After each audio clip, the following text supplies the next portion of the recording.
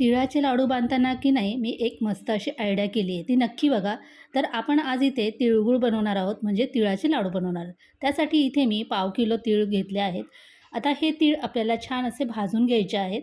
त्यासाठी कढई ठेवली गॅसवरती आणि मस्त असे खरपूस आपण हे तीळ भाजून घेऊया.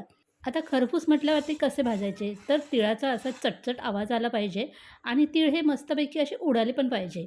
म्हणजे आपले हे तीळ छान भाजले आहेत. आता हे तीळ आपण एका ताटामध्ये काढून घेऊया. आता आपण ह्याच कढईमध्ये शेंगदाणेसुद्धा भाजून घेऊया. शेंगदाणे की नाही मी इथे अगदी पाव वाटीच घेतले आहेत. आता तुम्हाला इथे शेंगदाणे जास्त घ्यायचे असले ना तरी चालतील, पण मी फक्त पाव वाटीच घेतले आहे. शेंगदाण्याचे साल निघेपर्यंत आपल्याला हे सुद्धा छान खरपूस भाजून घ्यायचे आहे. शेंगदाण्याचे साल काढले तरी चालेल आणि नाही काढले तरी चालेल. पण आता इथे मी शेंगदाण्याचे साल काढून घेतले आणि मिक्सरच्या भांड्यामध्ये थोडेसे ओबडधोबड वाटून घेतले.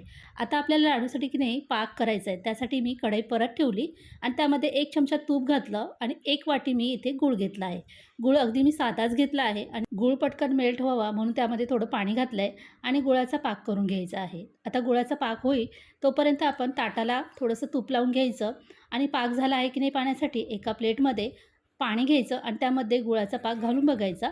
पाकाची गोळी झाली की गुळाचा पाक आपला तयार झाला आहे. आता पटकन गॅस बंद करायचा. त्यामध्ये अर्धा चमचा वेलची पावडर आणि चिमूटभर सोडा घालायचा आणि चांगलं फेटून घ्यायचं. भाजलेले तीळ, शेंगदाणे घालायचे आणि मस्तपैकी एकदम मिक्स करून घ्यायचं. आता काही नाही, आपण ताटाला ज्या तूप लावलं की नाही त्यामध्ये थोडं-थोडं चमच्याने हे तिळाचं लाडूचं मिश्रण टाकायचं आणि मस्तपैकी अगदी हाताला न चटके बसता छान असे आपले गोल गरगरीत लाडू तयार करून घ्यायचे. तर मी ही ट्रिक वापरली होती. तिळगुळ खा, गोड गोड बोला आणि तुम्हीसुद्धा असे लाडू बनवून बघा.